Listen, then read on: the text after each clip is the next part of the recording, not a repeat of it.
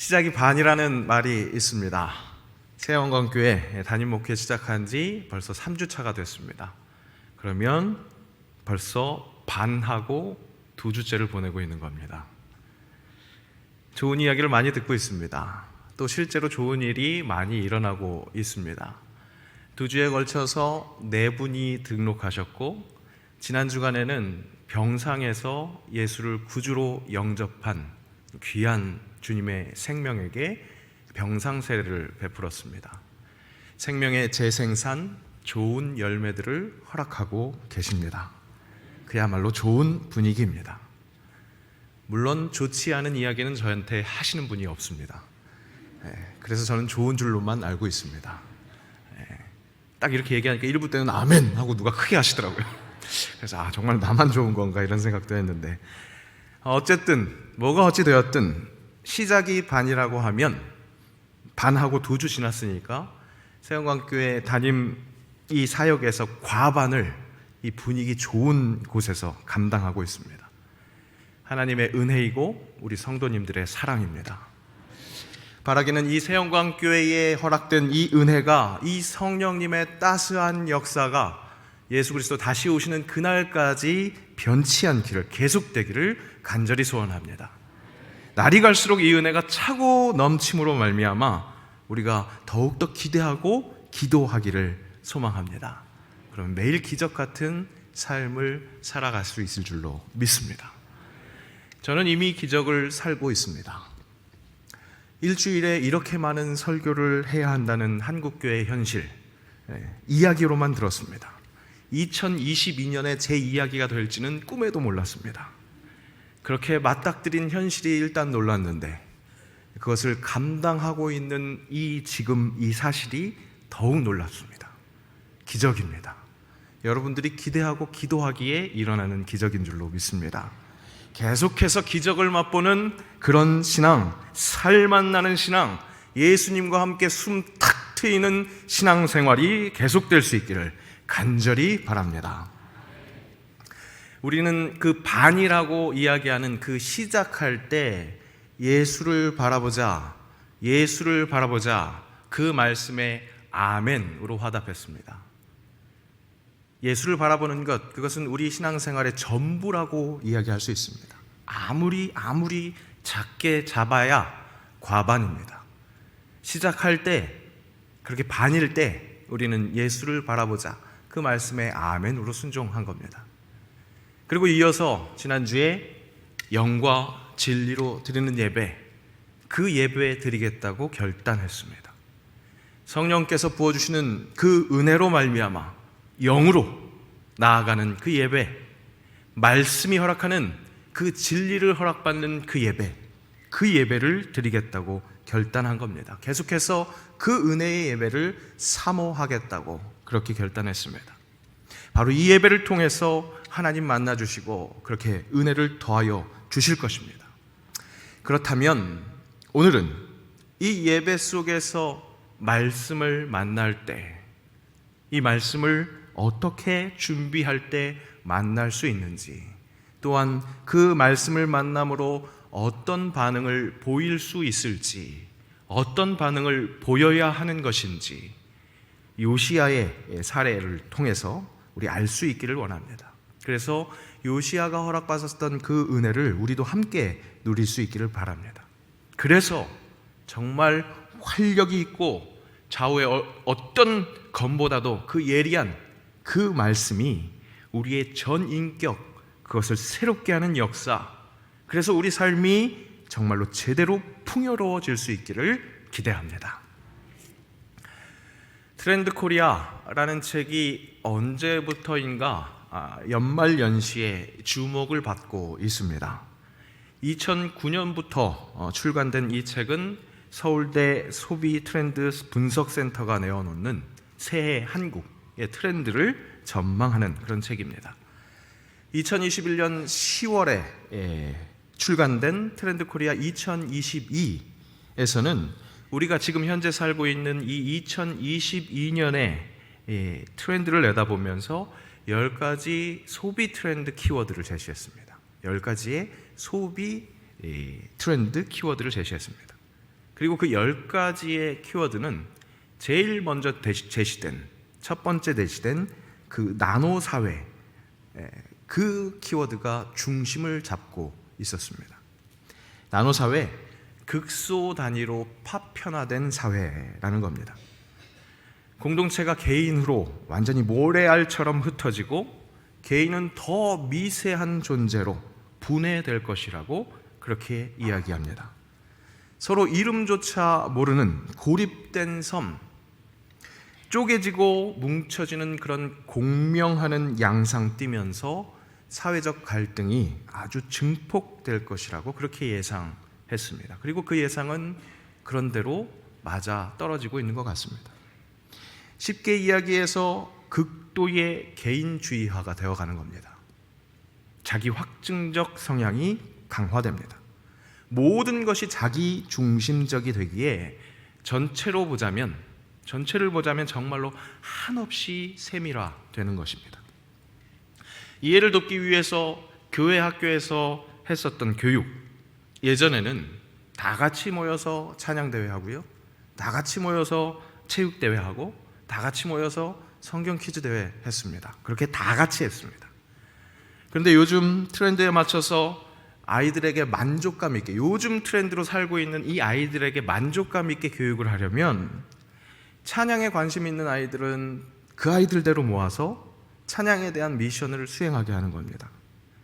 운동에 관심 있는 아이들, 그 아이들 모아서 어디 운동 대회를 함께 나가는 겁니다. 그런 것이 아이들에게 만족도가 높다는 겁니다.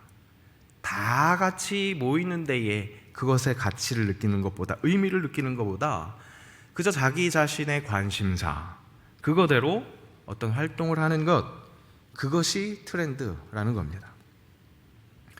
개인주의는 워낙 이 세속화 사회에서 이미 확실한 특징이었고 이미 드러나 있는 그런 부분이었습니다. 그런데 이 코로나로 인해서 더욱더 그 가속도를 아주 높였는데 상상을 초월할 정도로 엄청 빨라지고 있다는 겁니다. 개인화가 더욱더 심각해진다는 겁니다. 이런 나노 사회라는 키워드, 10가지 키워드를 제시했다고 그랬잖아요, 그 책에서. 그러면 9가지의 이제 키워드가 남아있는데 그 다른 키워드하고도 아주 밀접하게 연결되어 있는 것을 볼 수 있었습니다. 그야말로 이 키워드가 중심에 있는 거죠. 그런데 그 다음에 제시된 두 번째 키워드하고 더욱더 밀접해 보였습니다. 바로 머니러시, 수입을 다변화, 극대화하고자 하는 노력. 아주 밀접해 보였습니다. 나노사회하고요. 미국 서부에서 금광이 발견됨으로 말미암아 거기로 모두 다 몰려들었다고 해서 골드러시라는 말이 생겨났습니다. 그거와 같이 지금 한국에서, 대한민국에서는 돈이 되는 일에는 모두 다 따라간다는 것. 머니러시. 투잡은 두 가지 직업을 갖는 거죠. 돈을 벌어야 하니까 직업을 두 가지, 그 이상으로도 갖습니다. 투자, 주식은 기본입니다. 코인, 요즘 젊은 사람들 치고 안 하는 사람 찾기가 더 어렵습니다. 이것이 우리 한국의 코리아 트렌드입니다. 맞습니다. 지금 우리가 살아가는 이 시대는 이렇게 기준이 개인, 나에게로 잡혀있는 완벽한 세속화 시대입니다.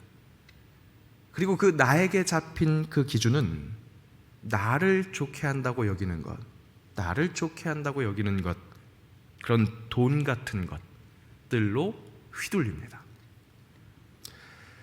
여러분, 그런데 이것을 기억해야 합니다. 창세기 선악과 사건은 단순히 하나님께서 먹지 말라고 했는데 먹은 그런 불순종만이, 그것만이 죄가 된 것이 아니었습니다. 뱀은 이렇게 유혹했습니다. 뱀이 여자에게 이르되 너희가 결코 죽지 아니하리라. 너희가 그것을 먹는 날에는 너희 눈이 밝아져 하나님과 같이 되어 선악을 알 줄 하나님이 아심이니라. 뱀이 유혹한 것은 내가 선악의 기준을 알 수 있다, 하나님처럼 그렇게 스스로 기준이 될 수 있다고 말한 겁니다. 내가 좋아하는 것이 선이고 내가 싫어하는 것이 악이야. 그렇게 너 스스로 기준이 되면 돼. 하나님과 분리되어도 아무 문제 없어. 살 수 있어. 죽지 않아. 결코 죽지 않아. 뱀이 그렇게 유혹했습니다. 그런데 여러분, 그것은 새빨간 거짓말이었습니다. 하나님으로부터 분리됨으로 인해서 결국 사람은 죽을 수밖에 없는 죄인이 되었습니다. 기준이 내가 되는 것, 그래서 사랑이신 하나님과 분리되는 것, 하나님과 붙어 있어야 살 수 있는 우리에게 그것이 죄입니다. 죄의 싹슨 사막이기에 우리에게는 결국 죽을 수밖에 없는 그 죽음이, 영영 죽을 수밖에 없는 죄인이 된 것입니다. 우리는 살아가면서 그 한계를 절감합니다. 우리가 느끼고 있는 아픔, 고통, 막막함, 허무함, 허탈함, 그 모든 것들의 원인은 바로 여기에 있습니다. 우리 안에 죄가 들어왔기 때문에, 우리가 죽을 수밖에 없는 죄인이 되었기 때문에. 그런데 안타깝게도 우리가 살아가고 있는 이 한국, 코리아의 최신 트렌드는 그야말로 안타깝게도 그 죄가 관영해지는 겁니다. 유일한 기준 하나님, 그거 아니고 네가 기준이야. 이것이 상식이고 이것이 지성인이 가질 당연한 자인식, 성찰, 그것입니다. 그렇게 가르치고 있고 그렇게 즐기고 있습니다. 그것이 자유라고 믿고 있습니다. 이런 세상 속에서 살아가고 있는 우리에게 말씀은 더욱더 절실합니다. 세속화의 그 강력한 물결 속에서 자연스럽게 쓸려 내려가고 있는 내용은 다시금 다잡아서 세상 풍조에서 역류해야 하는 것, 그것이 우리가 진정 살 수 있는 방법이기에 그렇게 말씀이 더욱더 절실합니다. 너희는 유혹의 욕심을 따라 썩어져가는 구습을 따르는 옛사람을 벗어버리고 오직 너희의 심령이 새롭게 되어 하나님을 따라 의와 진리의 거룩함으로 지으심을 받은 새 사람을 입으라. 이런 말씀이 우리에게 정말로 절실한 필요한 말씀입니다. 이런 말씀을 붙잡아야 합니다. 이런 말씀을 봐야 합니다. 이런 말씀을 들어야 합니다. 이런 말씀 제대로 붙잡기 위해서 우리는 그 말씀을 찾아내야 합니다. 우리 심령 저기 어딘가 아주 깊숙한 곳에 묻혀버린 것만 같은 그 말씀, 새 사람을 입게 하는 그 말씀을 캐내어야 합니다. 영과 진리로 드리는 이 예배를 통해서 우리는 말씀을 다시금 우리 마음속의 기준으로, 정확한 기준으로 삼아야 할 것입니다. 바로 지금입니다. 그때가 바로 지금입니다. 이르지 않습니다. 지난주 말씀에서도 바로 지금이 그때라는 말씀이 있었습니다. 아버지께 참되게 예배하는 자들은 영과 진리로 예배할 때가 오나니 곧 이때라. 아버지께서는 자기에게 이렇게 예배하는 자들을 찾으시느니라. 곧 이때입니다. 이른 것 아닙니다. 오늘 본문의 요시야 왕의 인생 여정을 보면 모든 일이 너무 이르게 진행되는 것 같습니다. 34장 1절에 요시야가 왕위에 오를 때에 나이가 8세라 그렇게 증언합니다. 8살의 왕위에 오른 겁니다. 여러분, 8살이 뭘 알겠습니까? 그런데 그런 어린 아이가 그 이후의 행적 또한 참 당차게, 이르게, 빠르게 진행하는 것을 볼 수 있습니다. 역대하 34장에 나타난 그의 행적은 정말 모두 다 일러 보입니다. 16세, 16살, 그 16살에 하나님을 비로소 바로 찾았다고 합니다. 20살에 유대와 예루살렘을 정결하게 합니다. 산당, 아세라 목상, 아로 새긴 우상들, 그 부어 만든 우상들을 제거합니다. 바알 제단 헐고 태양상들 찍고 모든 우상을 제사하던 자들의 무덤에 그 우상을 가루로 뿌립니다. 얼마나 우상이 그렇게 많던지 다 열거하는 것도 얼마나 긴지 모르겠습니다. 그 우상들, 그 젊은 요시야가 개혁을 단행함으로 다 타파합니다. 이건 보통 일이 아니었습니다. 그들의 전통이었습니다. 선왕도 열심히 섬기는 그런 우상이었습니다. 견고한 진과 같은 결코 부숴버리기 참 어려운 그런 일들이었습니다. 그 어린 나이로, 그 젊은 나이로 하기 힘든 일이었습니다. 지금 우리의 기준으로 보자면 참 이릅니다. 좀 더 무르익었을 때, 왕위가 더욱더 견고할 때, 그때까지 좀 기다려보자, 그렇게 이야기할 수도 있었습니다. 하지만 여러분, 하나님이 말씀하시면, 하나님이 기준 되시면, 그 기준 되시는 하나님이 행하신다면 이때가 그때입니다. 이때가 말씀을 만날 때입니다. 더 이상 미루지 맙시다. 요시야의 그 영적 개혁을 열망하며 하나님이 허락하신 그 우상 타파에 칼을 들었다는 것 기억하면서 우리도 지금 하나님께서 여건을 허락하시고 지혜를 주실 때, 지금 말씀을 만나라고 말씀하실 때, 바로 지금이 적기인 것을 온전히 순종하고 따르는 우리가 되어야 할 것입니다. 저도 담임 목회가 이렇게 빨리 시작될 줄 몰랐습니다. 요즘 교회의 추세로 말씀드리자면 저도 지금 굉장히 이른 것입니다. 하나님께서 준비하라고 사인 주실 때 설마 벌써? 이런 마음이 있었습니다. 그런 생각했습니다. 그런데 담임 목회를 시작한 지 이제 반이 지났잖아요. 그죠? 네. 반이 지나고 나니까요. 하나님 기준으로 지금이 하나님의 때인 것을 절실히 느낍니다. 아직 부족하지만, 정말 한없이 부족하지만, 우리가 아직 죄인 되었을 때 우리를 위해 죽으심으로 자기의 사랑을 확증하신 그 하나님의 뜻처럼 나는 아직 부족하고 너무나 연약하지만 하나님이 하시면, 기준이 하나님께 있을 때, 그때, 바로 그때가 이때입니다. 하나님의 역사가 일어납니다.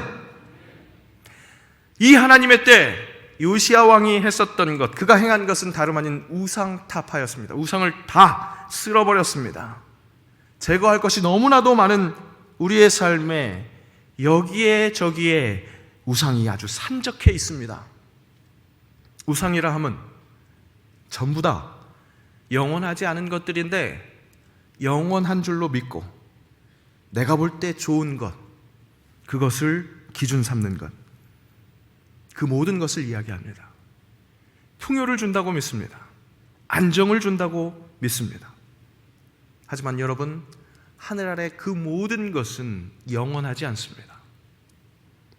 오히려 우리가, 청지기인 우리가 다스리고 정복해야 할 것들입니다.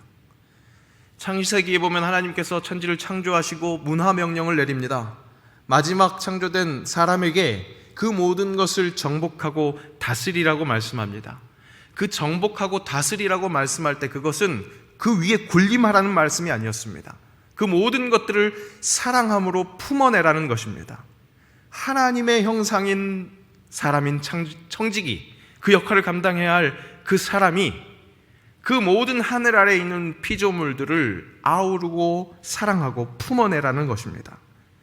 그것들이 영원할 것처럼 그것을 섬기는 것, 그런 존재가 우리가 아닙니다. 오히려 그것들을 품어내는 것입니다. 아우르고 품어주고 사랑해야 합니다. 그런데 우리는 거꾸로 그것들을 섬기려고 합니다. 돈이 되는 것이라면 머니러시, 그것을 향하여 달려갑니다.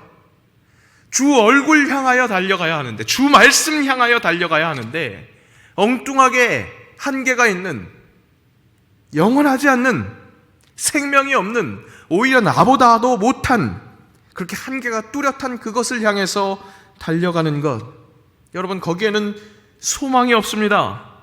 그것들은 제하여 버려야 합니다. 뱀이 새빨간 거짓말한 것입니다. 거기에 생명 없습니다. 유일한 생명은 우리 하나님, 영원하신 하나님뿐입니다. 좀 더 두고 봤다가 좀 더 때가 되면 그렇게 머뭇머뭇하지 말고 요시야처럼 바로 지금 영적 개혁의 칼을 집어들어서 그 쓸데없는 우상 제거해야 합니다. 요시야는 그렇게 우상을 타파하고 이제 성전을 수리하려고 합니다. 오직 하나님께만 집중하기 위해서 성전을 재건하는 겁니다.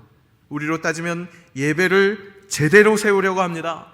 진정 영과 진리로 드리는 그 예배를 세우기 위해서 심혈을 기울입니다. 공을 들입니다. 성전을 보수하는 아주 실제적인 그 수리를 하면서 수리공들이 있을 때 감독관을 찬양을 잘하는 그 레위인들로 세웁니다. 영적 후원하는 겁니다. 영적으로 수리하는 겁니다. 영적으로 성전을 재건하는 겁니다.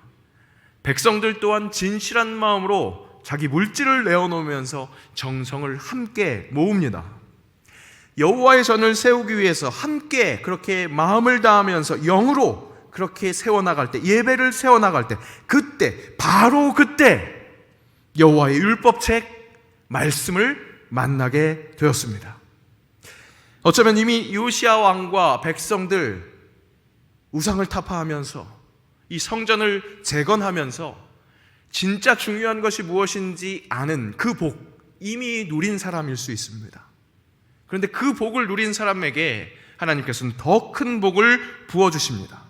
복을 누리는 자에게 큰 복을 허락하시는, 정말 그것이 중요하다는 것 알게 하신 하나님께서 그 중요한 말씀이 어떤 것인지 그 말씀을 밝히 알도록 여호와의 율법 말씀, 그것을 만나게 하시고 그 약속이 얼마나 귀한 것인지, 우리에게 얼마나 중요한 것인지를 깨닫게 하시는 그 복이 더해지는 겁니다.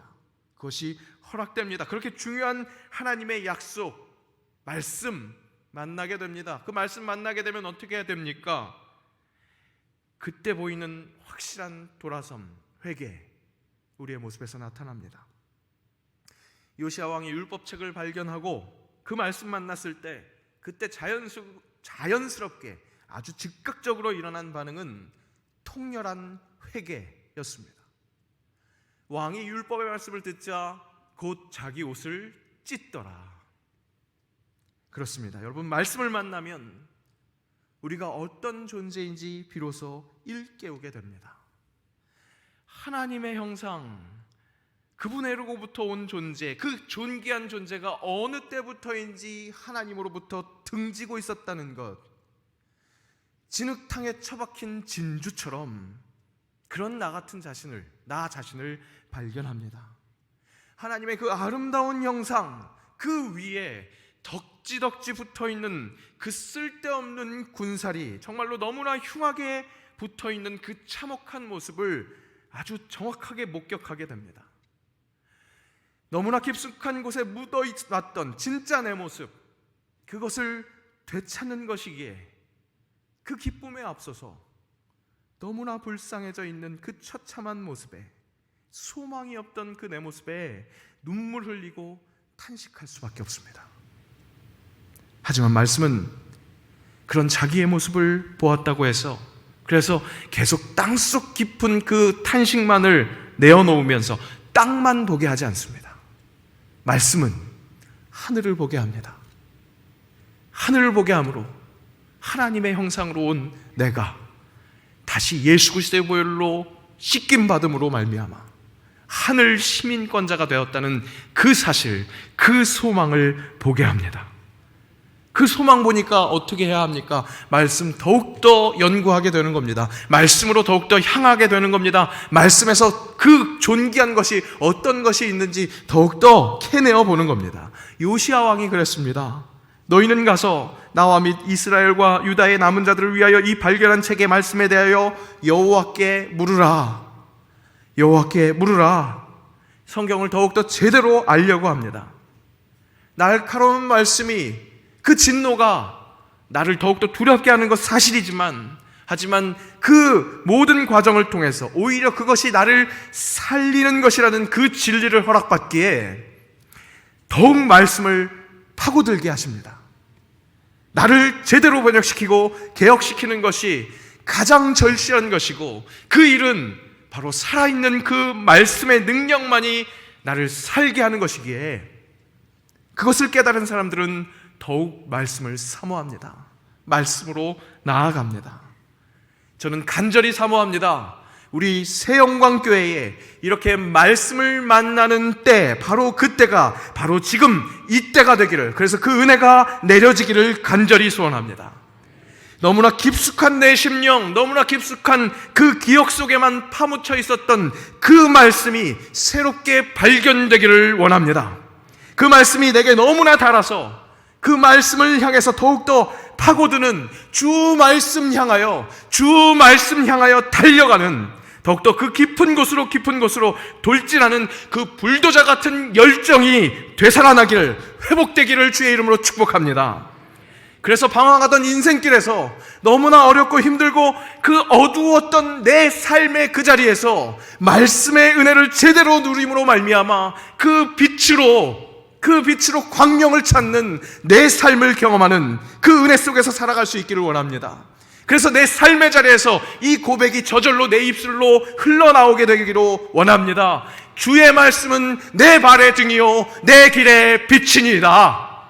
그 빛이 내 삶을 비칩니다. 환하게 비칩니다. 그 광명의 길로 내가 달려나가겠습니다. 주의 말씀 향하여 달려갑니다. 그 찬양이 끊이지 않기를 간절히 원합니다. 세계적 석학이자 변증가인 존 레녹스가 두려움 없는 복음 전도라는 아주 작은 소책자를 썼습니다. 전도하는 노하우를 전하는 이 책에서 저자가 한 일화를 소개합니다. 복음을 전할 목적으로 기차를 탔는데 성경을 읽고 있었답니다. 그리고 상대방이 읽고 있는 책을 보면서 그에게 질문하면서 대화의 문을 열었다고 합니다. 내가 성경책 들고 있으니까 이 성경 들이밀면서 이거 믿어야 돼, 그렇게 전도한 게 아니라 먼저 그가 읽고 있었던 그 책을 가지고 질문하면서 대화의 문을 열은 겁니다. 아주 지혜롭게 다가선 겁니다. 그러고 나니까 그 전도 대상자가 오히려 질문해오는 겁니다. 당신은 수학을 공부하고 있다고 하지 않았나요? 이렇게 질문해옵니다. 이 존 레녹스가 워낙 석학이다 보니까 다방면에서 공부했고 다방면에 또 박사학위도 갖고 있는 사람입니다. 그렇다 보니까 나는 수학을 공부하고 있는 사람입니다, 그렇게 자기를 소개한 터였습니다. 그러니까 이 사람이, 수학을 공부하는 사람이 성경을 어떻게 읽고 있지요? 그게 어떻게 가능하지요? 이렇게 물어온 겁니다. 질문해온 겁니다. 물어온 건데 이게 뭡니까? 미끼를 문 거죠. 전도하려고 그렇게 지혜롭게 다가선 그 사람에게 그 사람이 미끼를 문 겁니다. 물어온 겁니다. 수학을 공부하고 있는 사람이 어떻게 성경을 보지요? 그것이 가능한 일입니까? 그렇게 물어봅니다. 그래서 이 전도 대상자에게 이렇게 대답했답니다. 제가 왜 성경을 읽고 있는지 그 이유를 알고 싶으세요? 당신에겐 소망이 있습니까? 그렇게 되물었습니다. 소망. 세상 트렌드에 민감하게 그것에 맞춰 살아가는 사람에게는 이 소망이라는 단어가 굉장히 생경합니다.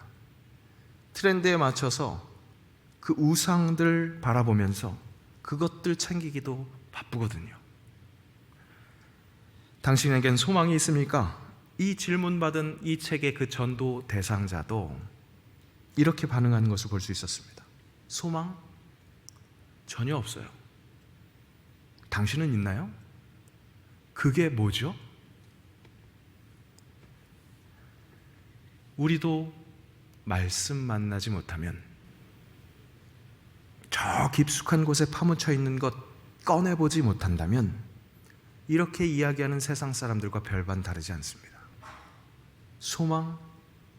그게 뭐죠? 그렇게 대답하시겠습니까? 영과 진리로 드리는 예배를 통해서 말씀 만날 때 우리에게 소망이 허락될 줄로 믿습니다. 그 소망을 이 땅에서 누리며 살아갈 수 있습니다.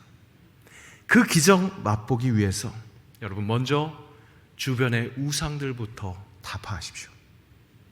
그리고 주의 성전을 재건하십시오. 영과 진리로 드리는 예배, 이 예배로 정성을 다해서 하나님 앞으로 나아오십시오. 바로 그때, 지금입니다. 이때입니다. 이때 우리를 다잡아 주실 말씀, 지으신 그대로 회복시키시는 활력 있는 말씀이 우리를 살릴 것입니다. 바로 그때 우리가 진정한 행복을 누릴 것입니다. 하나님이 원하시는 것은 바로 그것입니다. 우리에게 소망으로 행복이 있게 되는 것. 하나님의 진심은 이것입니다. 내가 오늘 내 행복을 위하여 내게 명하는 여호와의 명령과 규례를 지킬 것이 아니냐. 하나님 말씀에 심어있는 진심은, 우리를 향하신 진심은 이것입니다. 우리의 행복을 위해서 말씀을 바라보고 말씀 안에서 행복을 누리는 것, 이것이 하나님의 진심입니다. 여러분, 은혜는 이미 시작됐습니다. 시작된 것이 아니라 반이 지났습니다. 이제 반도 남지 않은 그 기간 동안 우리 기뻐할 수 있을 줄로 믿습니다. 말씀 만나고 말씀에 깊이 빠지는 그 기쁨 누리며 그 기쁨의 신앙 살아가는 저와 여러분 되시기를 간절히 기도합니다. 기도하겠습니다.